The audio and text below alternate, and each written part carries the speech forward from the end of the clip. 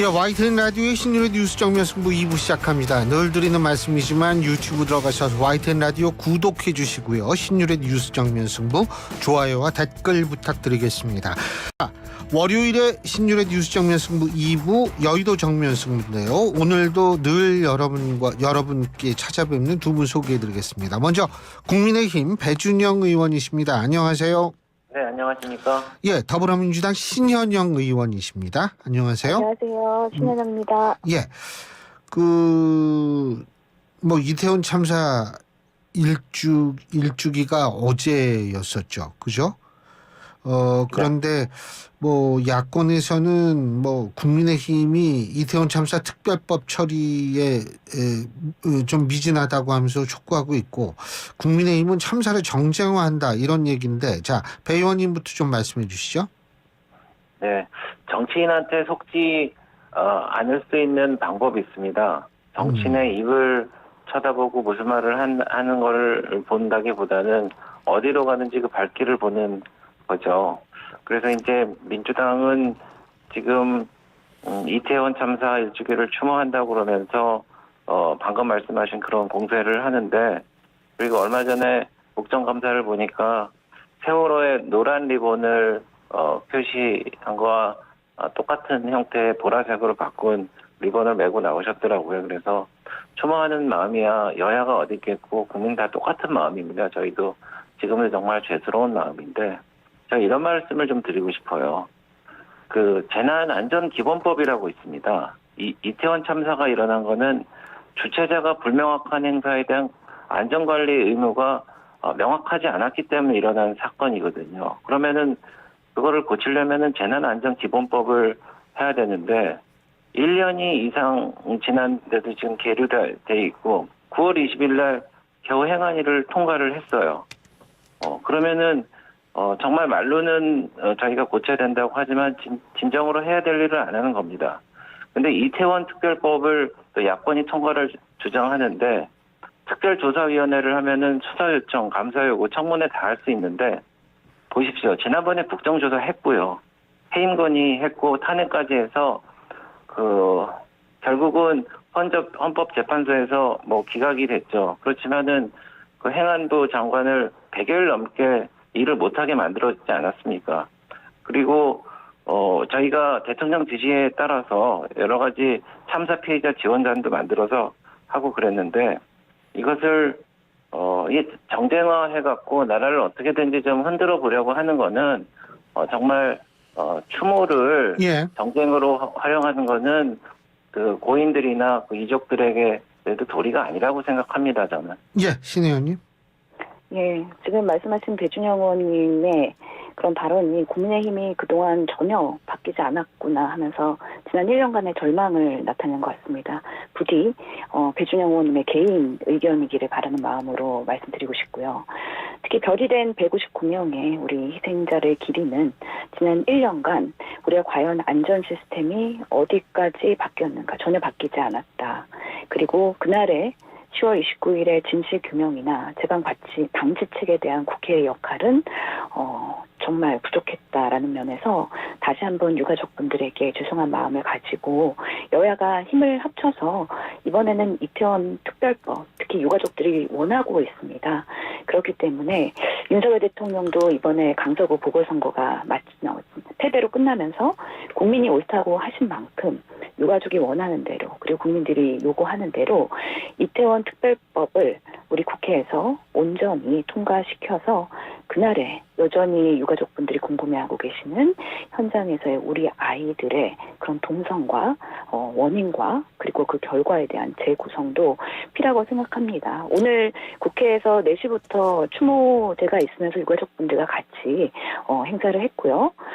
윤재욱 원내대표도 왔습니다. 그만큼 국민의힘이 지난 1년간의 모습을 뒤로하고 좀 더 헌신적인 그런 유가족들한테 다가가는 모습을 보이기를 기대하겠습니다. 알겠습니다. 자, 한 분씩 네. 아까 제가 지금 좀 하실 말씀 있죠? 네네, 제가 이제 여쭤보면서 그것도 네. 대답해 주시고 하실 말씀도 하시면 돼요. 그렇게 자, 하겠습니다. 이게 네. 일반 국민들 책임자 처벌이 지극히 미진하다고 생각하는 건 사실인 것 같아요. 그것도 말씀해 주시고 지금 하실 말씀부터 또 말씀해 주시고 하시면 됩니다. 책임자 처벌에 관련해서는 글쎄요, 뭐 수사가 이루어지고 그거에 대한 합당한 처벌을 받는 게 맞다고 생각을 하고 그거에 맞는 사법 절차가 이루어지고 있다고 생각합니다. 근데 이제 국민들의 눈높이에 볼 때 처벌이 부족하다 이렇게 생각하실 수도 있고 저도 좀 그런 생각을 뭐 국민들과 함께 뭐 공유할 때도 있는 것 같기도 한데 근데 이거는 정부가 해야 될 사법부가 해야 될 그런 몫이라고 생각을 하고 저는 끝까지 좀 지켜본다는 말씀을 제가 드리겠고요. 그리고 한 가지는 이 이태원 특별법을 우리 여당에서 반대해서 통과가 안 되고 그러니까 좀 잘해보자 이런 취지로 말씀하신 것 같은데 근데 그건 정말 말이 안 됩니다. 왜냐면은 예전에 그 부동산 3법이라든지 예전에 그 공수처 출범할 때 패스트 트랙을 2번이나 한다든지 이균영 대법원장 부결시킨 것도 그렇고 민주당은요 맘만 먹으면 무슨 법도 다 통과시킬 수 있고 무슨 법도 다 막을 수가 있습니다. 근데 이번에 11월 9일날 노란봉투법하고 그 방송 3법 통과시킨다면서요. 그래서 그거는 맘대로 통과시킬 수 있고 이태원 특별법은 우리가 반대하기 때문에 안 되는 겁니까?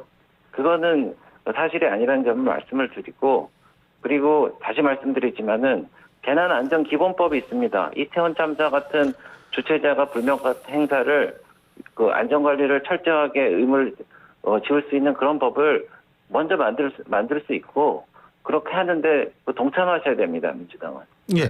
자, 신 의원님 여기에 대해서 대답을 해 주시고 제가 추가적으로 좀 여쭤볼게요. 아니, 이 이태원 참사 관련해서 여러 가지 법들이 진짜 계류가 되고 있는 것으로 알고 있거든요. 예?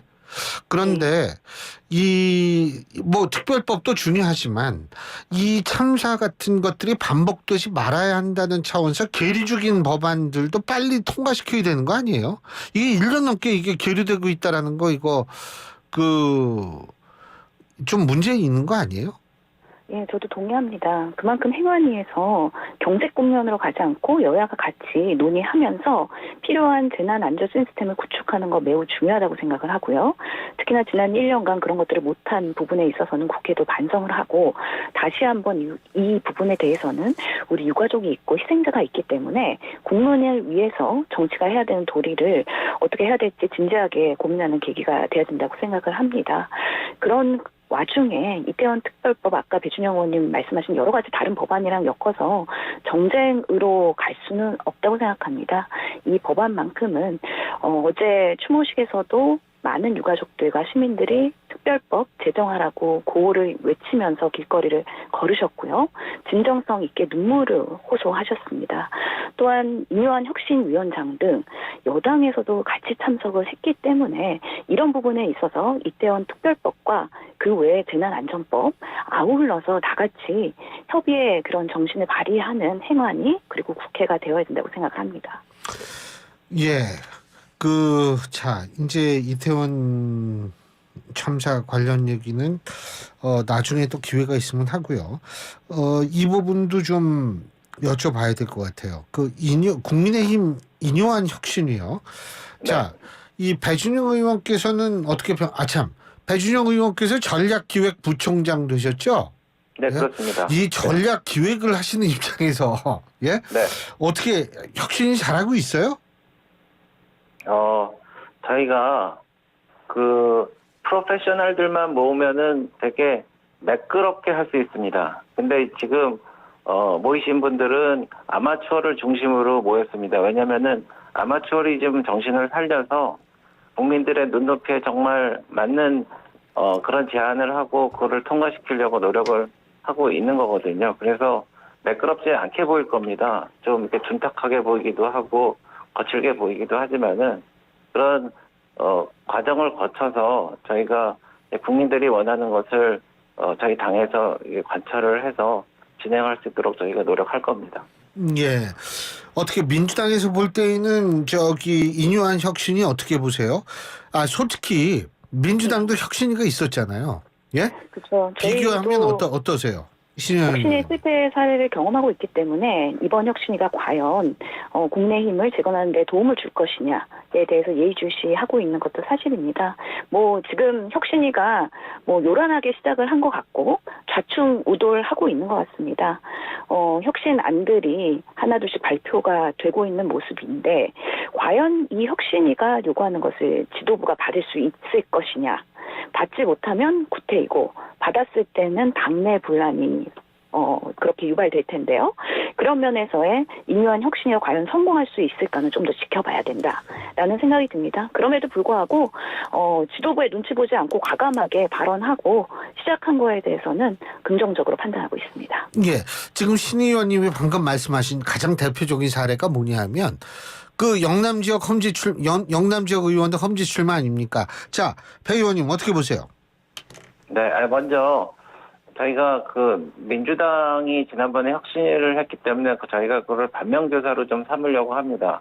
민주당에서는 그때 체포 동의안 관련 의원 면책 특권 관련해서 혁신위에서 의견을 낸 것 같은데 그게 유야무야 됐던 거는 저희가 기억을 하고 있고 그래서 저희는 좀 그러면 안 되지 않나 이런 생각도 하면서 이게 혁신이라는 게 굉장히 어려운 데다가 또 이 상대방이 있는 거기 때문에 저희가 잘해야 된다는 생각을 하고 있고요. 그리고 영남 관련해서 말씀을 하시는 것 같은데 근데 인유한 위원장님이 여기 몇 군데 인터뷰를 하셨는데 개인적인 생각이라는 말씀도 좀 하시고 어디 출마해라 하는 자체가 월권이다라는 말씀도 붙이고 이렇게 하셨는데 다만 저는 인유한 위원장님이 수십 년간 의사 생활을 해오셨고 비정치인이기 때문에 그렇게 여의도의 화법이라든지 이런 거에 익숙하지 않고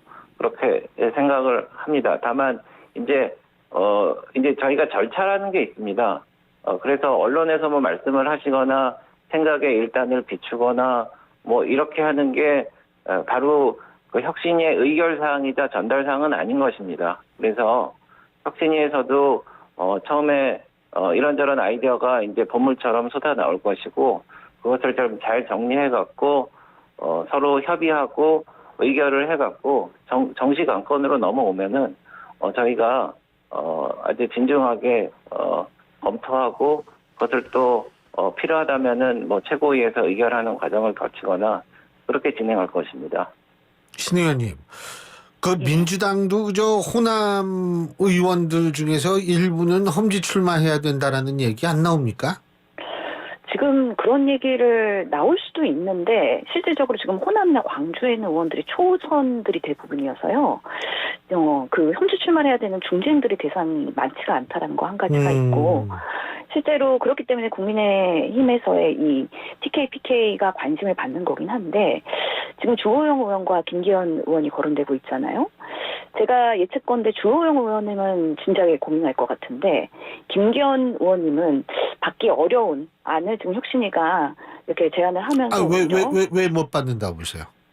김기현 의원님 상당히 불편하실 겁니다. 본인이 당내 이제 총선을 총지휘해야 되는 상황에서 울산이 아닌 서울로 왔을 때 22대의 가능성이 매우 떨어지게 되면 본인의 지역에 대한 그런 총선을 준비해야 되기 때문에 본인의 정치의 명운을 걸기에는 상당히 리스키한 거라는 생각이 들고 그러면서 아까 배준영 우리 전략기획 부총장이라고 하셨나요? 예. 우리 의원님께서 모든 혁신을 받아야 되는 건 아니다라고 약간의 밑밥을 까신 걸로 저는 이해를 하게 됩니다. 밑밥 까셨어요? 우리 배 의원님? 예? 밑밥을 안 깔았습니다. 그러니까 제가 말씀드리지 않습니까? 이 혁신위에서 논의되는 모든 사항이 우리 당의 중심이 돼갖고 저희가 검토하고 의결하고 최종 단계가 되면은 당을 혁신할 겁니다. 그런데 이제 그런 구체적이고 명확한 의결 사항이 아직 우리 당 지도부에 전달이 안 됐기 때문에 그거는 저희가 좀 지켜보고 또 혁신적으로 그렇게 해갖고 우리 당에 도움이 되고 총선 승리에 도움이 된다 그러면은 저희는 모두 다 받아들일 준비가 되어 있습니다. 예, 제가 예. 봤을 때는 그 안을 의결해서 받을 것이냐, 아니면 여러 가지 변명으로 해서 일부만 받을 것이냐, 이것도 앞으로의 인요한 혁신위의 관전 포인트가 될 것 같다는 생각이 듭니다. 자, 인요한 위원장 오늘 그 5.18 민주묘지 갔죠? 이거 서진 정책이 다시 시작되는 겁니까? 그러니까 저희는 그 정당의 목표는 뭐 정권을 수립하는 것도 있고 우리가 이제 지지자들로 하여금 원하는 것을 결국은 이루게 하는 그런 목표가 있습니다. 그렇게 하기 위해서는 저희가 외연 확장을 해야 되는데요. 그렇게 하기 위해서는 아시겠지만은 저희가 대통령 선거하고 지방선거 이후에 호남이라든지 뭐 젊은 세대라든지 중도층에 있어서 저희가 좀 어려움을 겪는 것도 저희가 솔직하게 자인하지 않을 수 없습니다. 그렇기 때문에 또 우리 이정환 혁신위원장님께서는 순천 출신이시고 그래서 또 호남 쪽에 가셔서 또 그런 우리 외연 확장을 포함해 갖고 5.18 정신을 다시 다져갖고 국민 통합을 하겠다는 의지를 보인 겁니다. 신 의원님, 예. 그 지난주니까 10월 27일 날 공개된 한국갤럽 자체 여론조사입니다. 10월 24일부터 26일까지 전국 만 18세 이상 1,003명을 대상으로 한 여론조사고 응답률은 13.6%고요. 자세한 내용은 중앙선거 여론조사 심의위원회 홈페이지를 참조하시면 되는 여론조사인데요. 아이고 이거 얘기하는 게 아주 힘들어요. 근데 말이에요. 지금 국민의힘 지지율 광주 전라에서 얼마 나왔는지 아세요? 10월 평균이? 예, 말씀 주시죠. 10%가 나왔습니다. 다시 말해서 두 자릿수가 나오기 시작했다는 거예요. 예? 이 현상을 어떻게 해석하십니까? 민주당도 호남에서의 긴장감 문제는 놓지 말아야 된다고 생각을 합니다. 이제 호남도 변하고 있고요. 호남의 젊은 세대도 생각들이 많이 변하고 있기 때문에 더 이상 민주당의 텃밭이다라는 생각보다는 정말 우리가 호남을 위해서 어떤 역할을 할 것이냐, 그리고 정책을 필 것이냐에 대한 상당한 긴장감을 가져야 된다고 생각을 합니다. 그러면서 임요한 혁신위는 특히 임요한 교수님은 DJ의 통역관으로도 민주화운동에서 활약을 하셨던 분이기 때문에 이런 외연 확장에 여러 가지 역할을 하실 거라고 기대를 합니다만 실제로 혁신위가 변화하는 게 아니라 국민의힘이 바뀌어야 된다. 여의도 출장소라는 그 윤심의 오명을 어떻게 바꿀 것이냐, 그리고 윤 대통령이 국정기조를 어떻게 바꿀 것이냐, 이런 부분에 있어서 추후에 당의 지지도와 그런 지역의 인지도가 많이 달라질 수 있다라는 생각이 듭니다. 네. 근본적인 개혁이 필요한 시점이라고 생각합니다. 10월 평균은 10%인데 10월 넷째 주 제가 아까 그 여론조사 개헌 말씀드린 바로 그 여론조사에선 광주 전라 지역에서 국민의힘 지지율이 14%가 나왔다는 점을 말씀을 드립니다. 저건 그렇습니다만 국민의힘은 그렇다고 치고 민주당 같은 경우에 지금 좀 친명 비명 간의 갈등이 있죠. 사무총장 뭐 이거 어떻게 해야 되느냐, 총선 기획단 누가 해야 되느냐, 어떻게 보십니까? 30초 동안 말씀해 주시죠, 배 의원님. 네. 뭐 비명이 말 그대로 그 비명에 가버린다 뭐 이런 얘기들이 있는데 그렇게 그 노선을 달리했다고 그렇게 척사를 하고 그러는 거는 국민들이 보기에는 바람직하지 않게 보일 텐데요. 예. 근데 보니까 그 친명 비명들 보면은 무림의 고수들이 꽤 계셔갖고 알겠습니다. 자객들 보낸다고 될지 모르겠습니다. 신 의원님 어떻게 보세요 지금? 예, 지금 뭐 친명과 비명을 갈라치기 하고 싶은 여러 그런 외부의 요인들이 있긴 하지만 결국엔 통합의 길에 가면서 비명을 끌어안는 이재명의 모습을 보일 것이다라고 생각합니다. 예, 잘 알겠습니다. 한번 지켜보죠 뭐. 오늘 두 분 말씀 여기까지 듣겠습니다. 고맙습니다. 네, 감사합니다. 감사합니다. 예, 지금까지 국민의힘 배준영 의원, 더불어민주당 신현영 의원 두 분과 함께했습니다.